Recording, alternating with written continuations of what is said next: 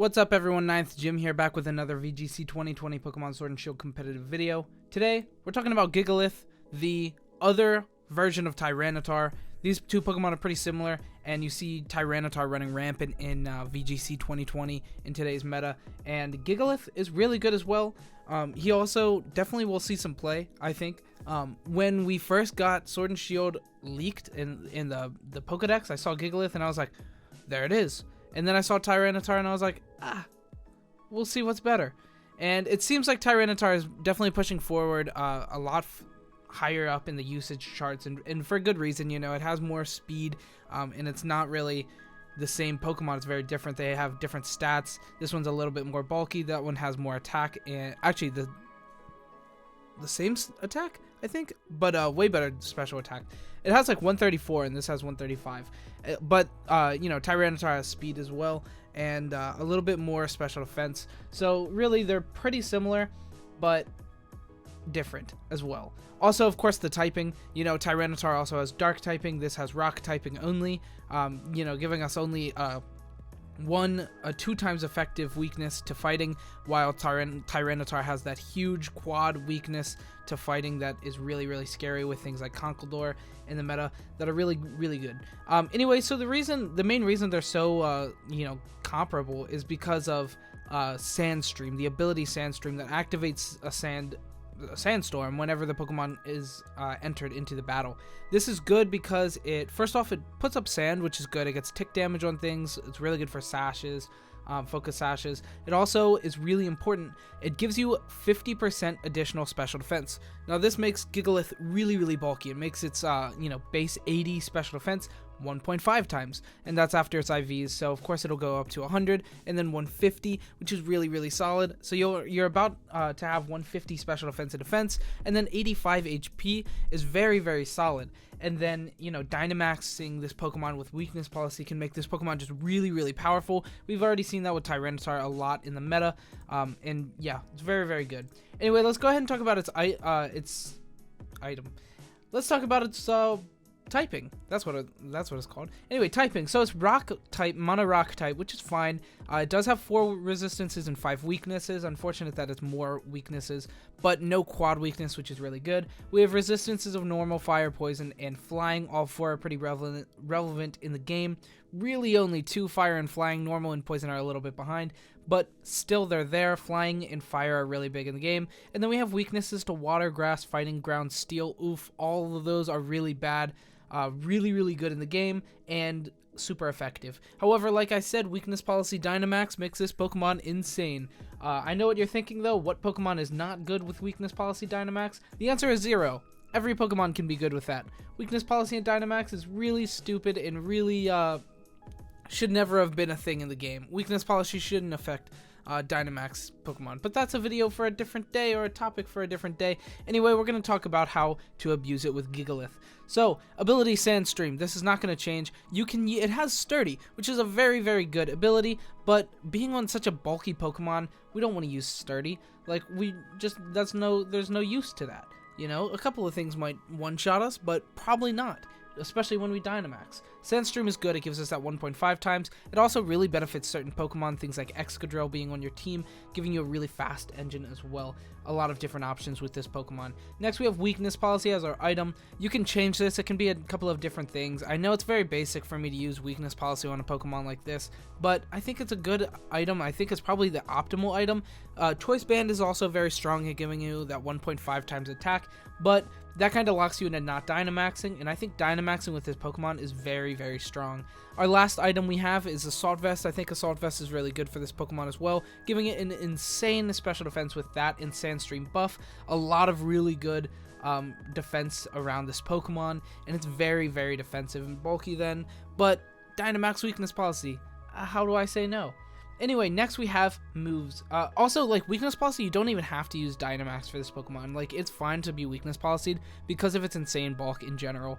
Anyway, so as far as our moves go, we have Rock Slide, Stomping Tantrum, Iron Head, and Super Power. Now, a couple of these you can change out. Rock Slide you can change with Stone Edge. Stomping Tantrum you can change with Earthquake. Iron Head you can change with Heavy Slam. superpower, you can even change with body press. All of these are really good. These are just the moves that I picked for myself. Stomping Tantrum I think is really good on this Pokemon.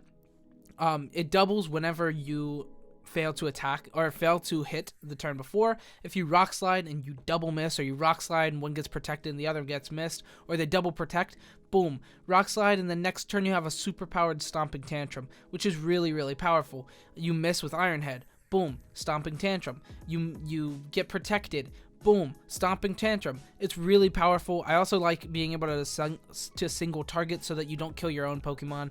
This Pokemon is really slow, so, hitting Earthquake, you get to U-turn with your Incineroar first, or you get to Parting Shot with your Incineroar, or you get to change out to Togekiss, or your partner Pokemon just gets to attack first. So there's a lot of benefits to using Earthquake instead of Stomping Tantrum, but I like Stomping Tantrum. I just like having the control of single targeting. Also, like I said, them protecting in the next turn, Stomping Tantrum for double power is mighty.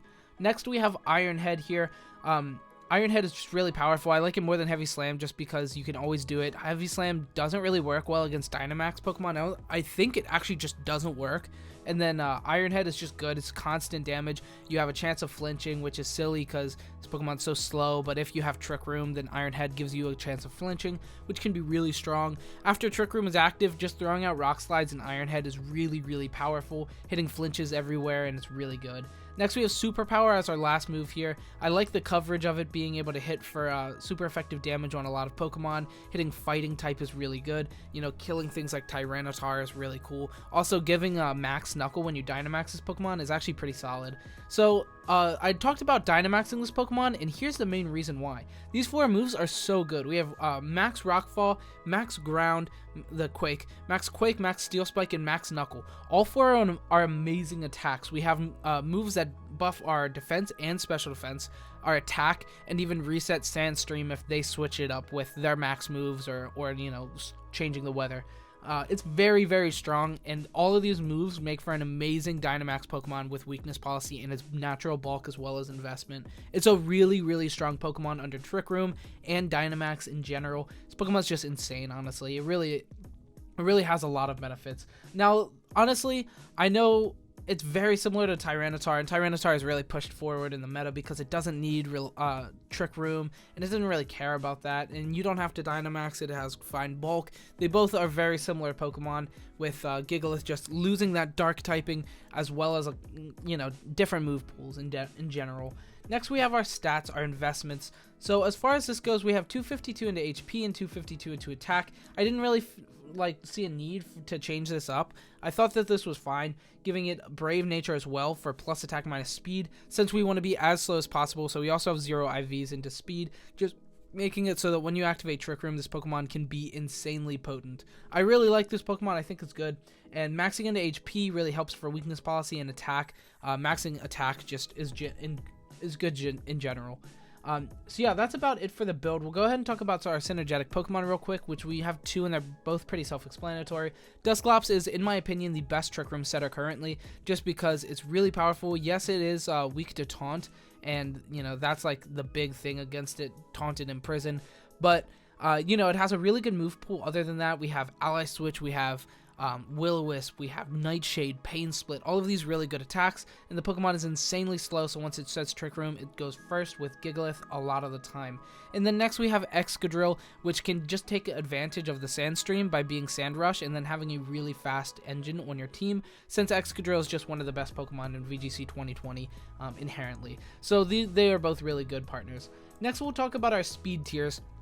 So we have a little Gigalith there to signify where he is. He's down at 27 with Dusclops, both on the same speed tier, which is pretty solid. Like I said, when you play them, the only things outspeeding you is Torkoal and Ferrothorn. So unless you're up against a dedicated Trick Room team or a Sun team, then you don't really have to worry about speed once you set up Trick Room. You're kind of just outspeeding everything. But things that we do outspeed once Trick Room is set, or outspeed us when Trick Room is not set, is Hatterene, min speed hitting 30, 31 at Snorlax and Reuniclus, Bronzong, Gastrodon, Rhyperior, Conkeldurr, supersized Gourgeist, and every other Pokemon in the game.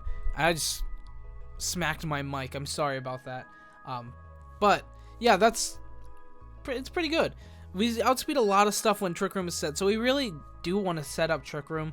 I'm sorry if that just blasted your ears if you're wearing headphones or something, because I kind of just like smacked the mic for no reason.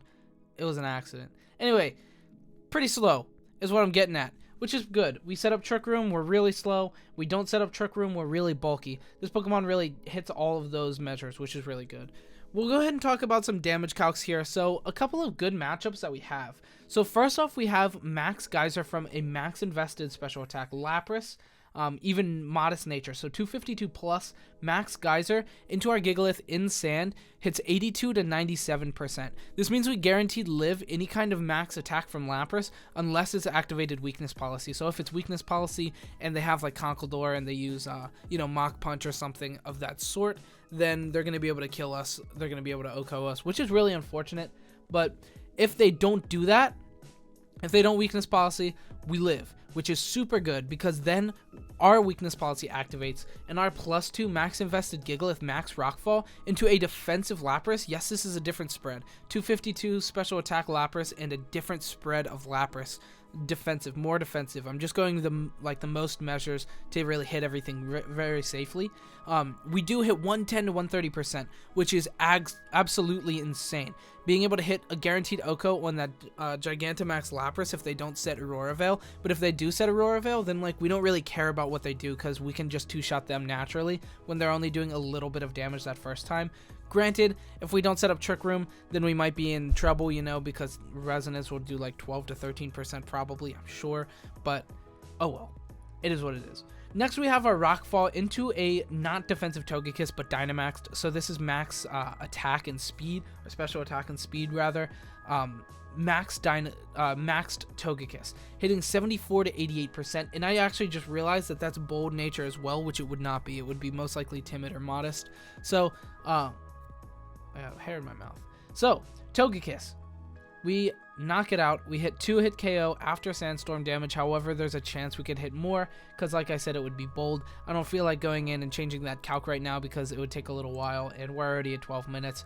But if we're weakness policy activated, we guarantee OHKO with Max Rockfall into this particular build of Togekiss, which is really, really good. Next, we have our Max Rockfall into a defensive non-Dynamax Togekiss. This is 252 HP and 180 defense, the most used on Pikalytics as far as defensive Togekiss go. We do hit a guaranteed OHKO with 104 to 122% into this exact spread. This is actually really big as well. Being able to just take out Togekiss like nothing is huge, absolutely huge. Next, we have Max Geyser from a Rotom Wash, a not very invested Max Geyser Gigalith in sand, hitting 69 to 82%. Guaranteed 2-hit KO, we live that. However, if they activate Nasty Plot first, then they do kill us, but our Max Rockfall does an insane amount of damage to it. So if they, take an extra turn, we might be able to really put in a lot of work against that Pokemon anyway.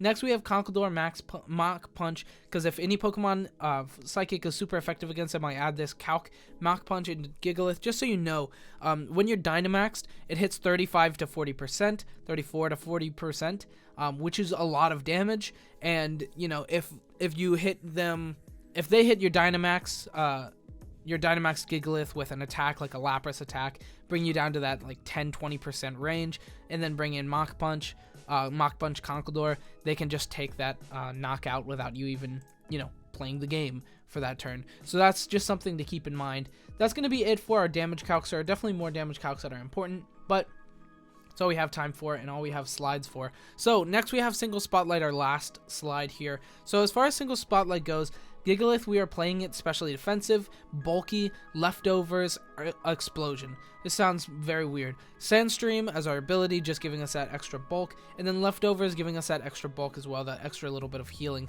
There's also rest that we could use on this Pokemon, but I don't think that's really worth it because, you're gonna die, probably. Next we have our moves, so we're running Stealth Rock as a hazard here, and then we're also running Stone Edge, Earthquake, and Explosion. Stealth Rock, set up rocks, and then Stone Edge, Earthquake for coverage and stab move and coverage, and then we have Explosion. In case you're about to die, you just explode, and that's how you do it. For our investment, we just invested 252 into HP and its special defense, and then went for Careful Nature, giving us that plus special defense, just so we're insanely bulky in special defense, and then we can really tank out or wall out any kind of special attacker, which is really, really good. that's going to be about it for our video today. So if you like this kind of content, like and subscribe. If you like Gigalith, like and subscribe. If you like Ninth Gym, like and subscribe. If you don't like any of the above, like and subscribe. Thank you so much for watching. Have a great evening. Stay safe out there in this crazy world, and play some Pokemon. Goodbye.